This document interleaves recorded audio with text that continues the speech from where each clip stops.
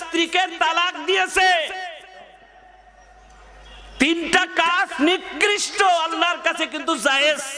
তার মধ্যে একটা হচ্ছে স্ত্রীকে তালাক দেওয়া, জায়েজ তবুও নিকৃষ্ট, অপছন্দনীয় কাজ।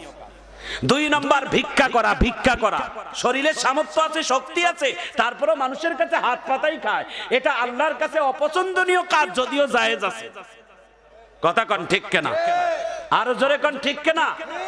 প্রিয় ভাইয়েরা আমার, প্রিয় বন্ধুরা আমার, আবু তহা আদনান নিজের স্ত্রীকে তালাক দিয়েছে। স্ত্রীকে তালাক দেওয়ার অধিকার আছে না নাই? একটু জোরে বলেন, আছে না নাই? আবু তহা আদনান, আপনারা জানেন, তার স্ত্রী জনগণের সামনে দাঁড়িয়ে, এই মিডিয়া ব্যক্তিত্বের মাঝে সামনে দাঁড়িয়ে নিজের স্বামীর কথা গোটা পৃথিবীর মানুষের কাছে প্রকাশ করে দিয়েছে। একটা স্ত্রী যদি স্বামীর কথা এইভাবে জনগণের কাছে প্রকাশ করে, স্বামী স্ত্রীর কিছু ভিতরি কথা থাকে যেটা আমাদের সবার আছে, একটু জোরে বলেন, আছে না নাই? আবু তহা আদনান কোন দিন কয় ওয়াক্ত নামাজ পড়ে নাই, কোন দিন কয় ওয়াক্ত নামাজ পড়ে নাই, রাত কয়টা পর্যন্ত মোবাইল চালায়, এটাও গোপনীয় কথা। বাড়ির মধ্যে, ঘরের মধ্যে আমাদের অনেক কিছুই থাকে, এই কথাটাও জনগণের কাছে মিডিয়ার সামনে বলে দিয়েছে। এটা ব্যক্তিত্বের মধ্যে হাত দিয়েছে। মানুষের নিজের এই ব্যক্তিত্বের মধ্যে হাত দেওয়া, জনগণের সামনে প্রকাশ করা, এটা মোটেও ঠিক করে নাই। তার নাম সাবিকুন নাহার, তার স্ত্রী। এটা আমার কাছে কেন যেন খারাপ, জোরে বলুন ঠিক কেন? স্বামী স্ত্রীর ছোটখাটো সমস্যা কোন চেয়ারম্যান, কোন মেম্বার, কোন রাষ্ট্রনায়ক কেউ সমাধান দিতে পারবে না, যতক্ষণ স্বামী তার স্ত্রীকে ছাড় দিবে না আর স্ত্রী তার স্বামীকে ছাড় না দিবে। কথা কোন ঠিক কেন? আজকে আবু তহা আদনান নিজের স্ত্রীকে যে এই যে তালাকনামা দিল, 8.5 ভরি স্বর্ণর অলংকার বুঝিয়ে দিয়ে স্বামী তার স্ত্রীকে তালাক দিল। যদিও ইসলামিক দৃষ্টিকোণ থেকে জায়েজ, হালাল, তবু আল্লাহর কাছে অপছন্দনীয়। এই কথাটা সারা বাংলাদেশের নেট জুড়ে এখন তোলপাড়। হুজুরেরাও কি স্ত্রীকে তালাক দেয়? হুজুরেরাও কি মোবাইল দেখে? হুজুরেরাও কি এই নামাজ ঘরের মধ্যে পড়ে না? এই রকম মানুষ কথাবার্তা বলতেছে। প্রিয় ভাইয়েরা আমার, প্রিয় বন্ধুরা আমার, মনে রাখবেন, স্ত্রীরা হচ্ছেন আমাদের জন্য নিয়ামত। রাসূল করিম সাল্লাল্লাহু আলাইহি ওয়াসাল্লাম বলেন, আমার দিকে তাকান, স্ত্রীরা হচ্ছেন তোমাদের কাছে কাচের গ্লাসের সমতুল্য। কাচের গ্লাস, প্লাস্টিক না, কাচের গ্লাস। এই কোয়াসটা শুনে নেন। স্ত্রীরা হচ্ছেন প্রত্যেকটা স্বামীর কাছে কাচের গ্লাসের মতো। কাচের গ্লাসটা যদি এইমাত্র যদি আমার হাত থেকে পড়ে যায়, ভেঙে যাওয়ার সম্ভাবনা আছে। প্লাস্টিকের হলে ভেঙে যাইতো না। রাসূল বলছেন, স্ত্রীকে এমন ভাবে তোমরা পরিচালনা করো যাতে করে ভেঙে না যায়। ভেঙে গেলে চুরমার হয়ে যাবে। স্ত্রীর কারণে অনেক কিছু বিপদ তোমার ঘটে যাবে। আল্লাহ রাসূল বলছেন, যখন তোমার স্ত্রী রাগ করবে, স্বামীকে ক্ষমার দৃষ্টি দিয়ে তাকাইতে হবে। আর স্বামী যখন রাগ করবে, স্ত্রীকে ক্ষমার দৃষ্টিকোণ থেকে তাকাইতে হবে। একজন আরেকজনকে ছাড় দিলে সংসারে সুখ আসবে, শান্তি আসবে। দুইজনের যদি কড়া মেজাজ হয়, সংসার ভেঙে তছনছ হয়ে যাবে। জোরে বলুন ঠিক? প্রিয় ভাইয়েরা আমার, প্রিয় বন্ধুরা আমার, অনেক মা বোন আসছেন। আমি সবার কাছে অনুরোধ করব, মা, আপনি খাদিজার মতো মা হন, আপনি আয়েশা সিদ্দিকার মতো মা হন, আপনি হযরতে ফাতেমার মতো মা হন, আপনি ফেরাউনের স্ত্রী আসিয়ার মতো মা হন, আপনি জাতির পিতা ইব্রাহিমের স্ত্রী হাজরার মতো মা হন, আপনি নবী ঈসা নবীর মা মারিয়ামের মতো মা হন। 6 জন নারী আল্লাহর কাছে জান্নাতের মধ্যে বিশেষ সম্মানিত হবে। তাদের মতো আপনি একটা আদর্শ হন, আপনিও তাদের জান্নাতের মতো সম্মানিত হবেন। জোরে বলুন ঠিক না? রাসূল বলেন, এই হাদিসটা শুনেন, দেখি কতটুকু আল্লাহু আকবার বলেন।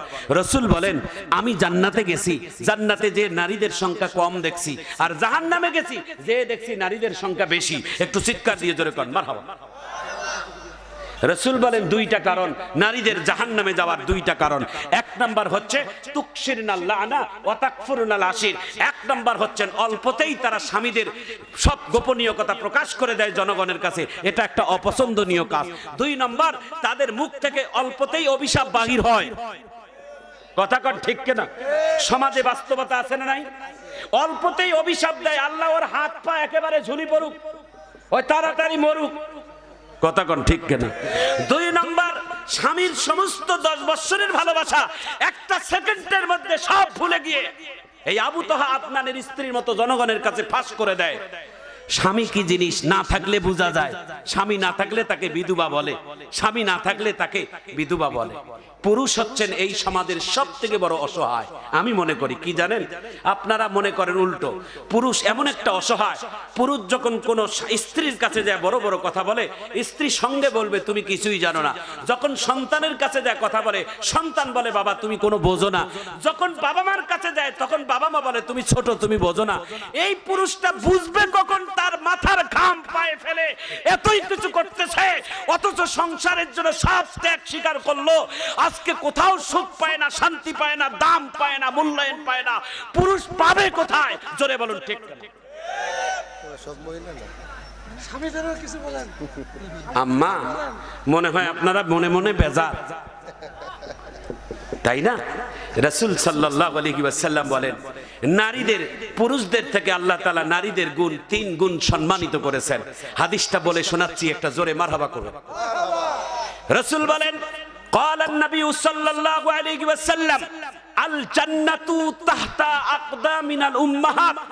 পুরুষদের পায়ের নিচে খুঁজলে পায়ের জুতার স্যান্ডেল, আর নারীদের পায়ের নিচে খুঁজলে আল্লাহর জান্নাত। সুবহানাল্লাহ। সুবহানাল্লাহ। নারীর পায়ের নিচে, মায়ের পায়ের নিচে জান্নাত, আর পুরুষদের পায়ের নিচে পায়ের জুতা। একটা পুরুষের থেকে একজন নারীকে আল্লাহ তাআলা 3 গুণ সম্মানিত বেশি করেছেন। মা এই গুণটা ধরে রাখবেন। নারীদের 5 কাজ। 1 নাম্বার আল্লাহ তাআলার হুকুম 5 ওয়াক্ত নামাজ পড়া। 2 নাম্বার আল্লাহ তাআলা আপনাকে পর্দা করা ফরজ করেছেন, পর্দা করো। 3 নাম্বার সতীত্বের হেফাজত করো। 4 নাম্বার আপনার স্বামীরকে খেদমত করো, সম্মান করো, ইজ্জত করো। স্বামীর ইজ্জত সম্মান এটাও একটা গুণ। আম্মা এই কাজগুলো যাদের মধ্যে থাকবে আল্লাহর জান্নাতের সব দরজা তার জন্য খোলা থাকবে। একটু সবাই জোরে কোন আমিন। আমরা হচ্ছি সম্পদের পাগল, আমরা হচ্ছি ক্ষমতার পাগল, আমরা হচ্ছি পয়সার পাগল, আর রাসূলের সাহাবীরা হচ্ছেন সওয়াবের পাগল। কি বলেন? রাসূল যখন সওয়াবের কথা বলতেন সাহাবীরা একেবারে ভিক্ষুকের মতো তাকিয়ে থাকতেন। নবী বলেন তাড়াতাড়ি কোনটা সওয়াব। এবার শুনেন, আল্লাহ রাসূল বলছেন 3 নাম্বার সওয়াবের বড় সওয়াব। প্রতিদিন এই কাজটা করা আমাদের জন্য একেবারে সহজ। দেখতে মনে হয় ছোট, কিন্তু সওয়াবের অংশটা অনেক বড়। সুবহানাল্লাহ বলেন। রাসূল বলছেন সারা দিনের মধ্যে তুমি কোন একটা রোগীর সাথে খোঁজ নিয়ে দেখা করতে যাও। আহা, একটা রোগী আল্লাহ তাআলা এখন এমন একটা ডিজিটাল সময় দিয়েছে, রোগীর বাড়িতেও যাওয়া লাগে না, শুধু টেলিফোনটা নিয়ে হ্যালো কেমন আছেন দাদা, আপনার শরীর ভালো নাই, একটু সান্ত্বনা দিলেন, মোবাইলে টাইম নাই মোবাইলেও দিলেন, এই সব মোবাইলেও পাওয়া যাবে। একটু সুবহানাল্লাহ জোরে বলেন না। এই 3টা সওয়াবের কাজ কারা কারা করবো আগামী কাল থেকে দেখি। হাত তুলে আল্লাহু আকবার বলেন, একটু হাত তুলে এইভাবে টন টন করে আল্লাহু আকবার বলেন না ভাই। এই 3টা সওয়াব, আহা দেখতে মনে হয় ছোট, কিন্তু কাজটা অনেক বড়। আল্লাহ যেন আমাদের এই 3টা সওয়াব বেশি বেশি করার তৌফিক দান করেন। একটু আমিন বলেন। রাসূল বলছেন এই সাহাবীরা আরেকটা সওয়াবের কথা বলি, তোমরা যদি এই কাজটা করে ওই দিনে মারা যাও, আমি রাসূল বললাম তোমরা শহীদের মর্যাদা পেয়ে যাবে। সুবহানাল্লাহ। হায় হায়, শহীদ, জি কেমন কাজ? রাসূল বলছেন দিনের সকালবেলা উঠে সন্ধ্যার আগ পর্যন্ত, মানে রাত্রের ঘুমানোর আগ পর্যন্ত তোমার পক্ষে কি 10টা মানুষকে, 10টা মুসলমানকে দেখলে সালাম দেওয়ার পরিবেশ হয় না? একটু জোরে বলেন হয় না? 10টা সালাম দেওয়া বড় কঠিন। রাসূল বলেন কোন মুসলমানকে দেখলে যদি কোন মুসলমান আগে সালাম দিয়ে দেয়, 10টার অধিক সালাম দিয়ে যদি ওই মুসলমান ওই দিনে মারা যায়, রাসূল বলছেন আল্লাহ তাকে শাহাদাতের মর্যাদা দান করবেন। সালাম, আসসালামু আলাইকুম বলেন তো আলহামদুলিল্লাহ। আলহামদুলিল্লাহ। এই সওয়াবটা আমরা করব তো ইনশাআল্লাহ। নিজের ঘরের স্ত্রীকে আগে সালাম দেব, নিজের সন্তানকে আগে সালাম দেব, নিজের চাকর চাকরানিকে সালাম দেব। লাভ কি হবে জানেন? কি লাভ হবে জানেন? এবার বলি, আপনি যদি চাকরকে সালাম দেন, চাকর এমন লজ্জা পাবে, চাকর বলবে হায় হায় রে, আমি মালিক আমাকে সালাম দিল। চাকর আগামীকাল প্রস্তুত থাকবে মালিককে সালাম দেওয়ার জন্য। ঘরের স্ত্রীকে যদি আপনি সালাম দিয়ে বাহির হয়ে যান, ঘরের বিবি বলবে হায় হায় রে, আমার বিবি আমাকে সালাম, আমার স্বামী আমারে সালাম দিল। আমি আগামীকাল আমার স্বামীকে আগে সালাম দেব।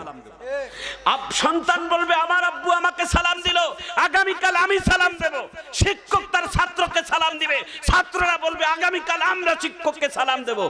এক সালামে শিক্ষা হয়ে গেল, জীবন পর্যন্ত কোনোদিন আর সালাম নেওয়ার থাকবে না, সালাম দিতে শিখবে। ইনশাআল্লাহ বলেন ইনশাআল্লাহ। আর আমরা যদি একবার যদি পথ পাই ভাই, সালাম দিলু না কেন, কথা কন ঠিক কেন, সালাম দিলি না কেন, সালামটা দিয়ে যা, এরকম আমাদের অভ্যাস, তাই না? আল্লাহ আপনি হেফাজত করুন, আমিন কর। একটা হাদিস খেয়াল পড়ে গেল, ঘটনাটা 2 মিনিট লাগবে বলতে, বলবো? সময় আছে ভাই? নাই। আচ্ছা, এই তো আলহামদুলিল্লাহ। শুধু হ্যাঁ হ্যাঁ, আল্লাহ তাআলা যেন কবুল করেন, আমিন বলেন। প্রিয় ভাইয়েরা আমার, বন্ধুরা আমার, নবীর সাহাবীর নাম হচ্ছেন হযরতে আলী, আর একজন সাহাবীর নাম হচ্ছেন হযরতে আবু বকর। আবু বকর হচ্ছেন রাসূলের শ্বশুর, আর হযরত আলী হচ্ছেন রাসূলের জামাই। প্রতিদিন হযরতে আলী আবু বকরকে দেখলে আগে সালাম দেয়, কিন্তু হঠাৎ করে একদিন সালাম দেওয়া বন্ধ করে দিয়েছে। আল্লাহর নবীর কাছে বিচার চলে গেছে, বিচার। আবু বকর বিচার দিয়েছে আলীর বিরুদ্ধে।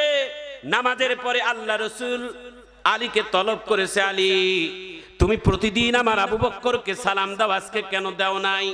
আবু বকর হযরত আলী জবাব দিয়ে দেয়, ইয়া রাসূলুল্লাহ, ইয়া হাবিবাল্লাহ, কেন দেই নাই? আমার একটা অবজেকশন আছে। বলে কি? আমি আজকে গত রাত ইশার নামাজ আপনার পিছনে আদায় করার পর রাত্রের বেলা যখন বিছনায় ঘুমাইতে গেছি, রাত্রের বেলা বিছনা ঘুমাইতে দেরি, আমি আলী স্বপ্নের যোগে আল্লাহর জান্নাত যাইতে দেরি হয় নাই। হযরত আলী স্বপ্নের যোগে আল্লাহর জান্নাতে গেছে। হযরত মুহাম্মদুর রাসূলুল্লাহ সাল্লাল্লাহু আলাইহি ওয়াসাল্লাম